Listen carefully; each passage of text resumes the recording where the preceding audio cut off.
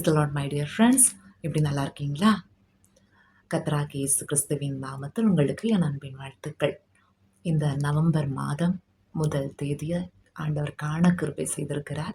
அதற்காக இயேசப்பாவுக்கு ஸ்தோத்திரம். இன்றைக்கும் கர்த்தர் வாக்குத்தத்தமாக இந்த மாதத்தில் ஒரு வசனத்தை கொடுத்திருக்கிறார்.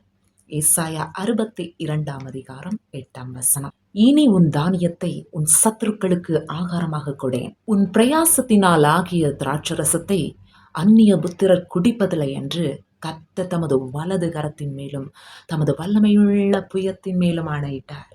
அருமையான தேவனுடைய பிள்ளைகளே, இந்த மாதத்துல உங்கள் பிரயாசத்தின் பலன்கள் ஆசீர்வதிக்கப்படும். பொல்லாத பிசாசு இதுவரை திருடி வைத்திருக்கின்ற எல்லா காரியங்களுக்கும் முடிவுண்டாகும். திருடன் திருடவும் கொல்லவும் அழிக்கவும் வருகிறானே என்று வேறொன்றுக்கும் வரான். நானும் அவைகளுக்கு ஜீவன் உண்டாயிருக்கவும் அவைகள் பரிபூரணப்படவும் வந்தேன் என்று ஆண்டவர் சொல்லுகிறார். ஆண்டவர் நல்ல மேய்ப்பன், தன் ஆடுகளுக்காக ஜீவனை கொடுத்தவர். அதாவது நமக்காக கல்வாரி சிலுவையில் தம்முடைய ஜீவனையே ஒப்பு கொடுத்து 3ஆம் நாளில் உயிரோடு எழுந்தவர். ஏசப்பா நம்முடைய நல்ல தகப்பன், நமக்காக எல்லாவற்றையும் செய்து முடித்து விட்டார். எனவே நாம் வெற்றி சிறந்தவர்கள்.